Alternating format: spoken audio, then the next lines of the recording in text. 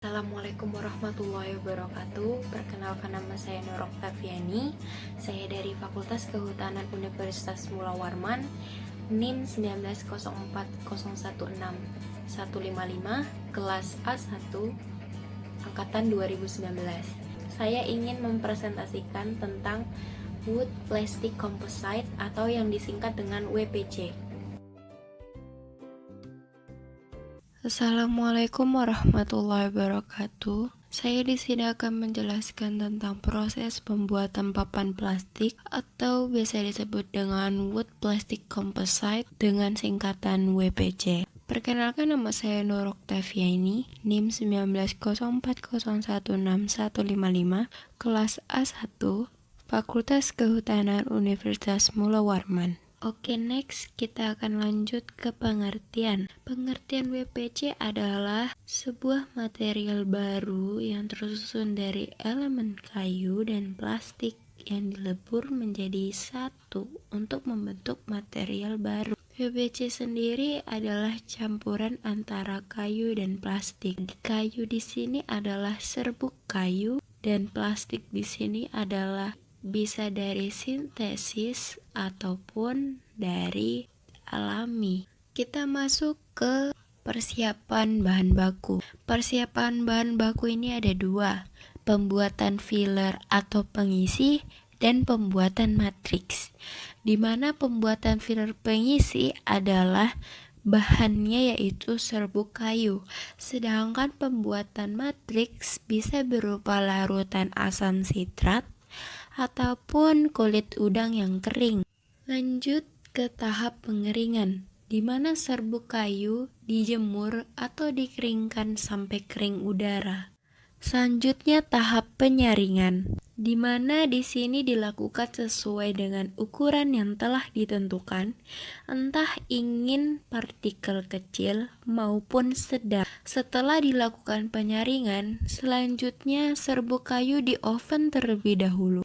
Di sini juga terdapat pengambilan sampel agar kita tahu konstantanya itu berapa. Selanjutnya ke tahap pencampuran.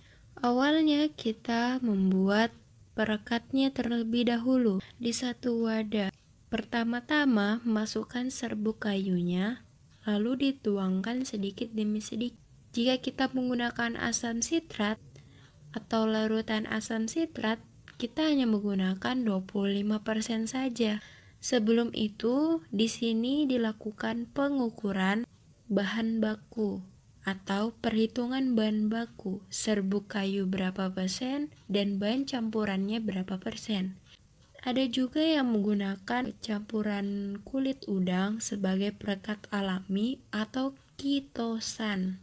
Dilanjutkan dengan tahap pencetakan dan pengempaan. Pertama-tama, masukkan serbuk kayu yang sudah bercampur dengan bahan campuran ke dalam cetakan, lalu ditekan atau bisa juga diinjak.